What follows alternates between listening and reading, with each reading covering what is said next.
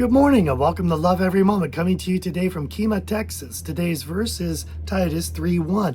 Remind them to be subject to rulers, to authorities, to be obedient, to be ready for every good deed. Oh boy, there's that word subject. We don't like the word being subject to anybody, but this is God's will for us. In fact, we covered this same idea way back here in 1 Peter 2:13 and 14, and it's worth another look. Let's have a look at this. Submit yourselves for the Lord's sake to every human institution, whether to a king as the one in authority, or to governors as sent by him for the punishment of evildoers and the praise of those who do right. Interesting, we have a no kings rally going on here, but here we got to submit to kings. Now, as bad as America is, remember this all was written during the time of the Caesars, who were much, much, much worse. They killed Christians just for the sport of it. America has never done that, even under the worst Republican or the worst Democrat. We're a lot better off than the disciples were and Jesus was, so we really shouldn't have any reason to complain. So we are to subject ourselves to these leaders, and some people say, but the government is corrupt. Yes, every government is corrupt because governments are human institutions. They will always be corrupt, but this is God's will that we submit ourselves to that. Now, of course, if the government were ever to ask us to violate God's commandments, we can't submit to that.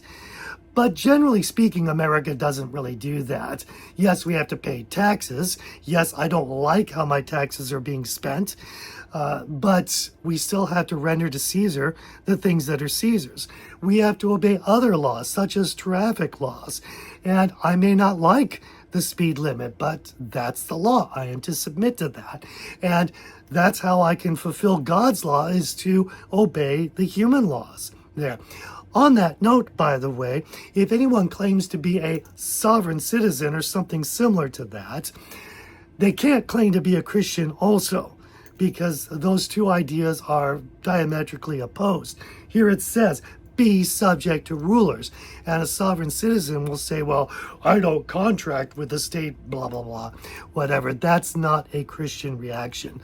So that sovereign citizen nonsense is not for Christians, for sure.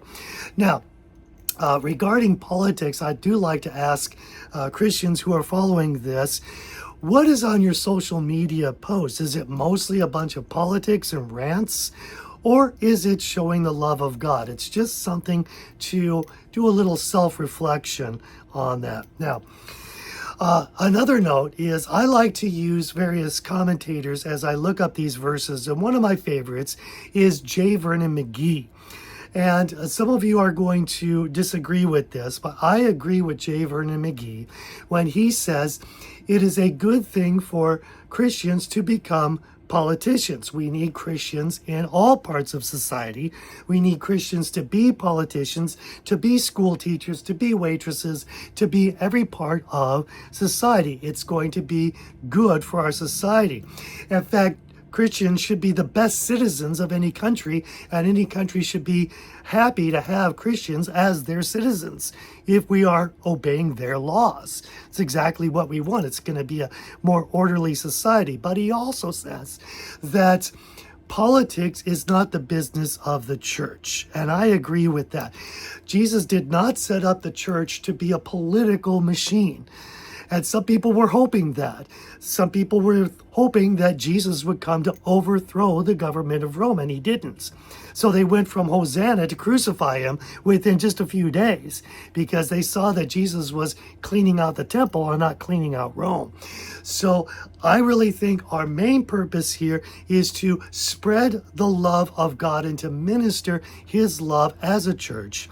And that's why we should love every moment.